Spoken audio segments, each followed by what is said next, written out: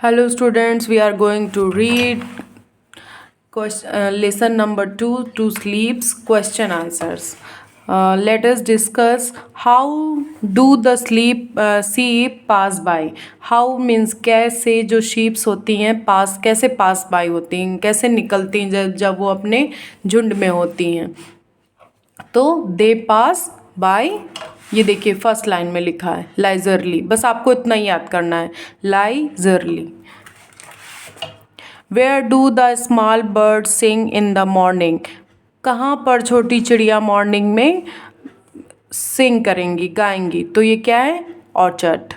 Orchard, बस इतना ही आपको लर्न करना है. फर्स्ट में लाइजरली, सेकंड में ऑर्चर्ड, थर्ड क्या लिखा है मेलनकोली मीन्स क्या होता है, सैड मूड. बस इतना ही याद करना है, SAD सैड मूड, MOOD.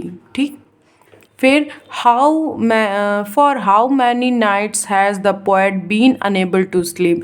कितनी रातों से पोएट सो नहीं पाया है. तो उसका आंसर क्या होगा, 3 nights.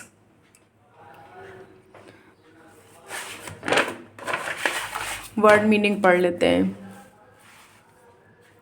लाइजरली, लाइजरली means in a slow and relax, means आराम से. इन अ स्लो धीरे धीरे, रिलैक्स्ड आराम से. Murmuring make a low sound, low and continuous sound. भिनभिनाने की आवाज़ जैसे आती होगी, आपने कभी मधुमक्खी सुना ऐसे करके कुछ आवाज़ आती है. This sound is calling ममरिंग.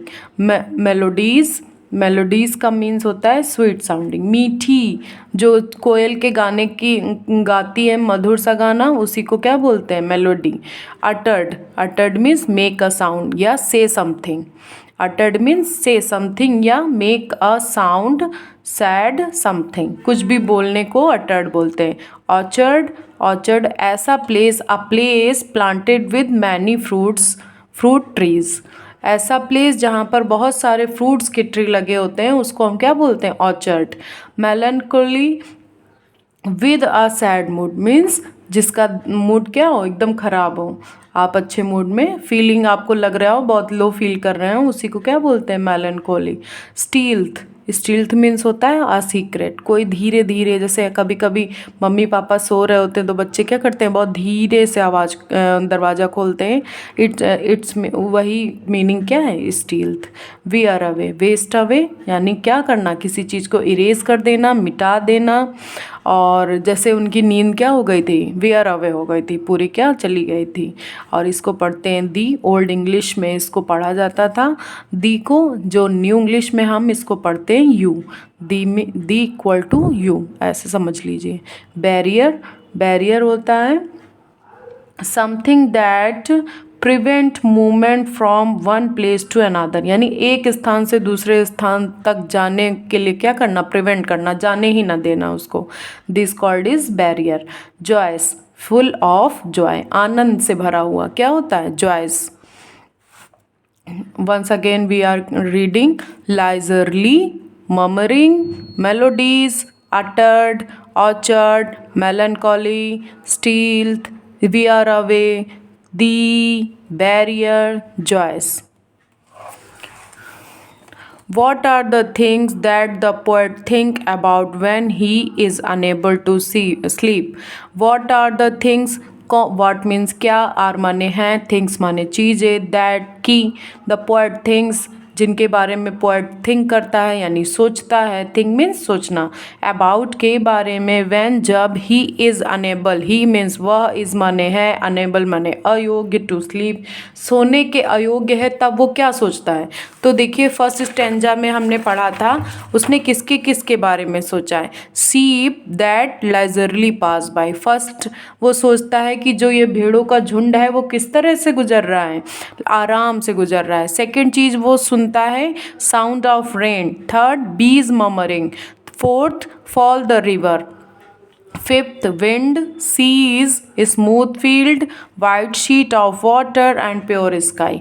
इतनी चीज़ों के बारे में सोचता है. जब एग्ज़ाम में क्वेश्चन आएगा तो आप क्या करेंगे, 2-4 लिखने के बाद आप ऐसे लिख सकते हैं, the poet think about a flock of sheep that leisurely passed by the sound of rain, bees murmuring and ETC। बस इतना लिख सकते हो आप।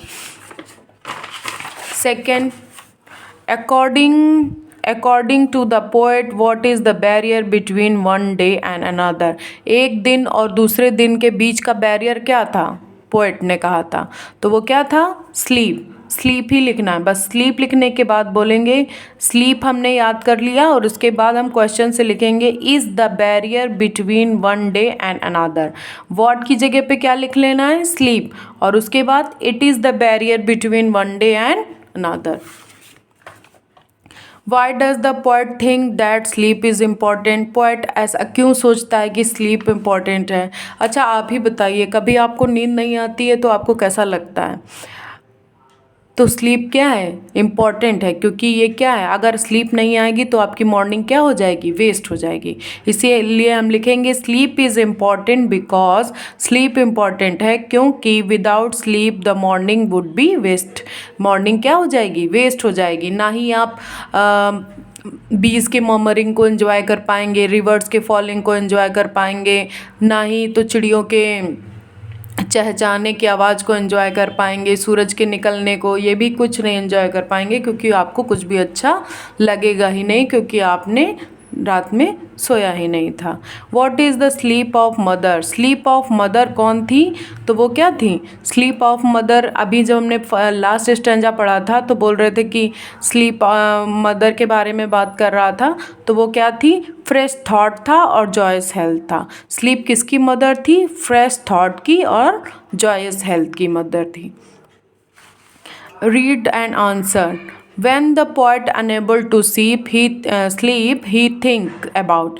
जब पोएट सो नहीं पा रहा था तो वो किसके बारे में सोच रहा था, तो उसने सबसे पहले किसके बारे में सोचा, the flock of sheep, sheep निकल रहा, flock of sheep, the sound of rain and bees murmuring के बारे में सोचा था। The fall of the river के फॉल को सोचा उसने, एंड विंड्स हवा के बारे में, एंड द सी के बारे में सोचा। The small birds melodies and cuckoos cry. अब ये कहाँ पर था, ये होगा will tell the poet that is morning. जब ऐसा करते हैं तो क्या होता है, सुबह हो जाती है। जब चिड़िया चहचहाना शुरू करती हैं तो वो कब होता है, मॉर्निंग में होता है ना, इसलिए morning. The poet has not been able to sleep. नहीं सो पाया, कितनी रातों से, for 3 nights. Poet ask sleep to come so that. Poet क्यों पूछ रहा था स्लीप से कि आ जाओ मेरे पास, सो जाएं, क्यों, क्योंकि the night is not waste, ताकि उसकी रात बर्बाद ना हो। The poet call sleep. Poet क्यों स्लीप को बुला रहा था, क्योंकि स्लीप क्या है, the mother of fresh thought and joyous health. Sleep है, मदर है किसकी, फ्रेश थॉट्स की और जॉयस हेल्थ की, इसलिए उसको क्या कर रहा था, बुला रहा था। अगर फ्रेश थॉट आएंगे नहीं तो वो नई कविता लिख नहीं पाएगा, इसीलिए वो क्या कर रहा है, प्लीज़ आ जाओ मैं नई और एक अच्छी सी कविता लिखूँ।